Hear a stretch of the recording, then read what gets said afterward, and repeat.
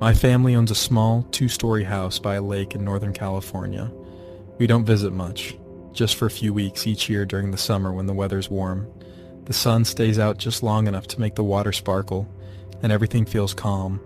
The house may be small, but it's our special place. It has an attic, and when my sister and I were younger, we'd race up there as soon as we arrived, excited to make it our own private world. We would lay out sleeping bags, grab some snacks, and bring our puppy up there too. It was our secret place where we could pretend we were camping, watching the lake below from the attic window. That window was our window to the world. We'd look through it for hours, watching boats on the water, families laughing and playing, and kids swimming. We'd love seeing them from the shadows, feeling like ghosts, safe from the hot sun. It was simple fun, pure joy of being kids. But as we grew older, things started to change. By the time we were in our early teens, we'd gotten too tall for the attic, and it didn't feel as comfortable anymore. The space was small, and it smelled like dust and old wood. What used to be a fun hideaway now felt tight and uncomfortable. It was sad, but it had to happen. Everyone grows up, and so, with some sadness, our attic days came to an end. Not long after, life changed again. When our grandparents passed away, my parents got their furniture. The house had enough space for the bigger pieces, but the attic became the place to store the smaller, more delicate things. My parents didn't want to throw anything away. It wasn't just furniture. It was a part of our family's past, their antiques. Our grandfather's rocking chair was the last things we had from them. Storing them in the attic felt a little sad, but also comforting.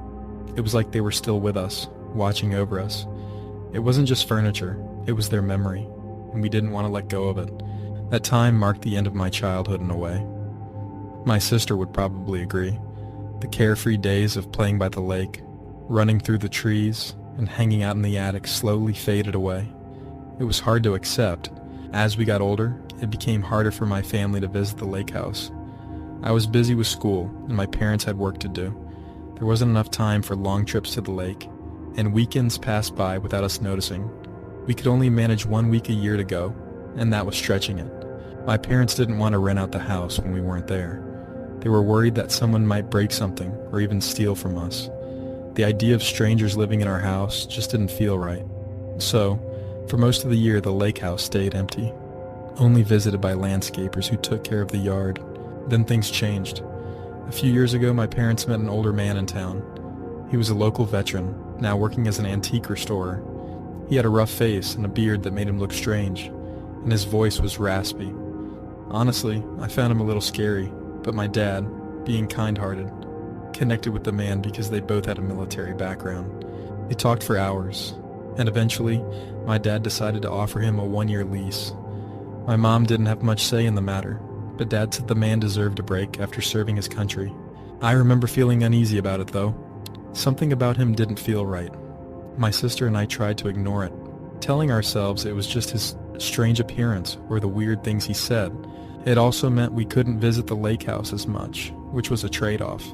Extra money for the family while we were busy with school, and my parents could still keep an eye on the house through the landscapers. It felt a bit strange, but it was better than leaving the house empty. For the most part, the man didn't cause any problems. That is, until the landscapers started mentioning strange things. They said they saw him on the porch, staring at the children by the lake. There were some other odd stories too, things I won't repeat here, but it was enough to make my mom very upset. She didn't like the idea of him watching children like that. It made her feel sick. My mom argued with my dad about it for weeks. She said it was wrong to keep him there. After all, this was our family's lake house, our special place. Finally, when the year was almost up, my dad agreed. He wasn't sure how to tell the man, who had grown fond of the house. But in the end, he told him they were planning renovations, and the house would be without electricity and plumbing for a while. The man left quietly, and we thought that was the end of it. But we were wrong. A year later, my sister graduated from college, and my parents decided it was time for a family trip to the lake house. It had been a while, and we were all looking forward to the comfort of the house, especially my sister, who hadn't met our new dog, Bear, a big black lab mix. It seemed like the perfect time to reconnect. We arrived in the evening, just as the sun was setting and making the lake glow golden. We decided to leave Bear inside while we went to grab dinner in town. He seemed a bit nervous though. His ears were up and he was pacing around, almost like he was waiting for something. I thought he was just tired from the long drive, but something about the house felt strange that night. I couldn't shake the feeling. When we got back, the house felt different. There was a heaviness in the air. And then I saw Bear. He was lying at the foot of the stairs, panting hard. My heart stopped when I saw the blood on the floor beneath him. My mom quickly pulled out her phone, probably to call 911, but I didn't hear her. I was too focused on Bear.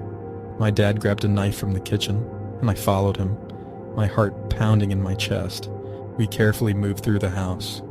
My dad was moving slowly and cautiously. When we reached the top floor, he told me to stop. The attic door was slightly open, just enough for a faint light to shine down. I froze. Fear took over me. My dad didn't hesitate. He grabbed the ladder and climbed up, but I couldn't follow. Minutes later, my dad came back down, calm but unsure. He whispered that it was our old tenant. The man had broken into the house. When my mom found out, she lost it. She had already called the police, and they arrived soon after. They went up to the attic and brought the man down. He looked awful, like he'd been through a lot. And he had our house key. Bear survived, but barely.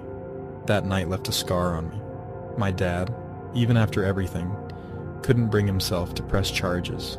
He felt sorry for the man, and that caused a huge fight between my parents. I'll never understand why my dad showed kindness to someone who hurt our family, especially our dog. It's been over a year since that night, and we haven't been back to the lake house. Every time I think about it, I feel uneasy. I can't forget the image of the attic and the feeling of being violated. It's a place I used to love, but now it feels wrong. I don't know if I'll ever see it the same way again.